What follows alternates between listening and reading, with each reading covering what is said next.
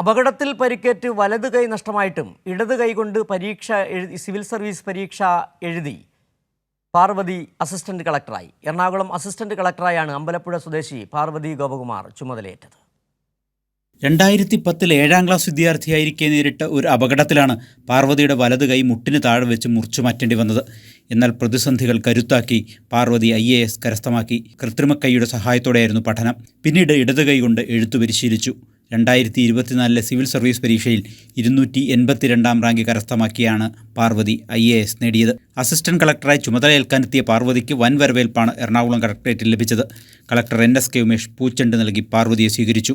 നിയമവിദ്യാർത്ഥിയായിരിക്കെ ആലപ്പുഴയിൽ അന്നത്തെ collector S സുഹാസിന് കീഴിൽ ഇന്റേൺഷിപ്പിന് അവസരം ലഭിച്ചതാണ് പാർവതിയുടെ സിവിൽ സർവീസ് മോഹത്തിന് കാരണമായത്.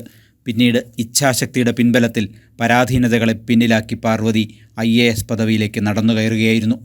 ആലപ്പുഴ കളക്ടറേറ്റിലെ ഡെപ്യൂട്ടി തഹസീൽദാർ KS ഗോപകുമാറിൻ്റെയും ഹൈസ്കൂൾ അധ്യാപിക ശ്രീകലയുടെയും മകളാണ് പാർവതി. കൈരളി ന്യൂസ്, കൊച്ചി.